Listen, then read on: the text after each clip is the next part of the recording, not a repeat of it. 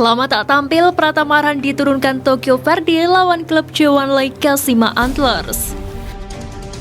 Sintayong minta pemain timnas Indonesia U20 contoh Asnawi Mangkualam dan Pratama Arhan. Lama tak tampil, Pratama Arhan diturunkan Tokyo Verdy lawan klub Jewan Lake Kashima Antlers.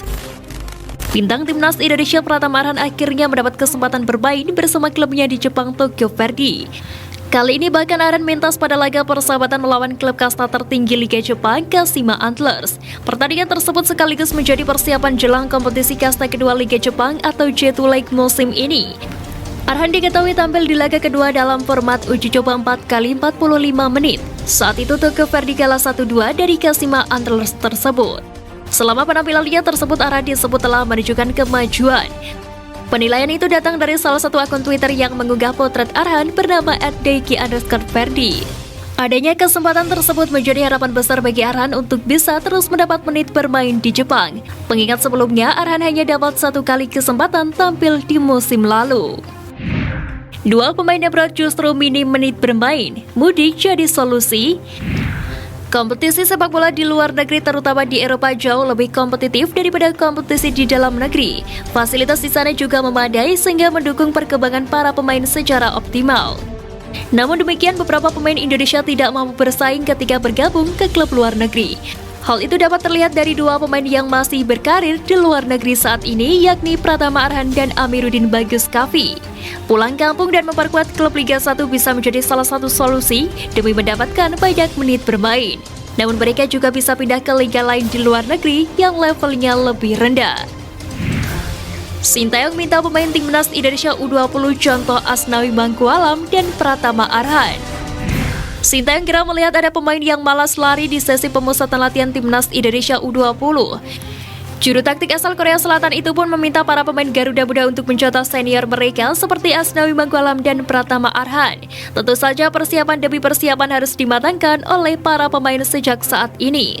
Sintayong juga menimpa anak asuhnya dengan berbagai porsi latihannya. Melansir dari kanal YouTube PSSI, Arkan Kakak dan kolega juga berlatih dasar-dasar heading. Namun pada sesi penghujung, Sintayong menegur keras Hoki dan Fresi. Dua pemain itu dinilai tidak berlatih dengan maksimal.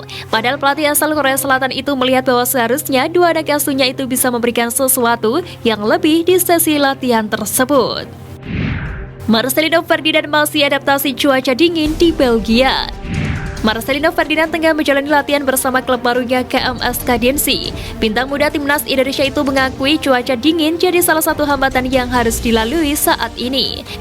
Marcelino kurang lebih telah menghabiskan waktu di Belgia untuk beradaptasi selama 1 pekan. Meski mengaku nyaman, dirinya pun mengatakan bahwa perbedaan cuaca di Indonesia dan Belgia menjadi salah satu tantangan. ST dan Indra Syafri harus putar otak. Timnas U20 dan SEA Games terancam tanpa Marcelino. Pelatih Sintayong dan Indra Syafri harus memutar otak terkait pemilihan pemain. Pasalnya pemain muda berbakat tanah air Marcelino Ferdinand terancam tidak bisa tampil bersama timnas Indonesia U20 ataupun timnas U23 nanti. Di lain sisi, Indra Syafri diberi amanat untuk memimpin timnas Indonesia U23. Tim tersebut akan berkiprah di SEA Games 2023 yang akan digelar pada 5 hingga 17 Mei mendatang. Kedua pelatih tersebut tampaknya perlu memutar otak lebih keras untuk menyusun strategi dan rencana timnya. Marcelino merupakan salah satu pemain andalan Sintayong di timnas Indonesia kelompok umur hingga senior. Pemain berusia 18 tahun itu telah mencatatkan 12 penampilan bersama timnas Indonesia senior dengan koleksi 2 gol. Marcelino pun turut dipanggil STY untuk mengikuti pemusatan latihan timnas Indonesia U20. Dua pemain ini bisa dicoba untuk gantikan Marcelino Ferdinand. Timnas Indonesia U20 terancam tidak diperkuat Marcelino Ferdinand.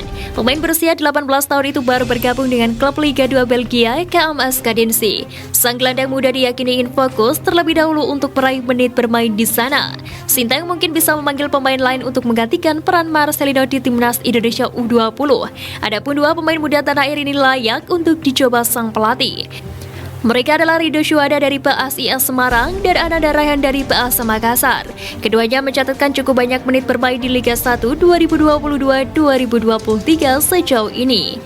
Rido berposisi sebagai gelandang. Pemain berusia 18 tahun itu telah mencatatkan 10 penampilan bersama PSIS musim ini dengan koleksi 1 gol. Sementara itu, Ananda Raihan berposisi asli sebagai gelandang. Pemain berusia 19 tahun itu telah mencatatkan 19 penampilan bersama PSM di Liga 1 musim ini dengan koleksi 1 gol. Ronaldo Kuate dikabarkan ada di Turki saat gempa terjadi.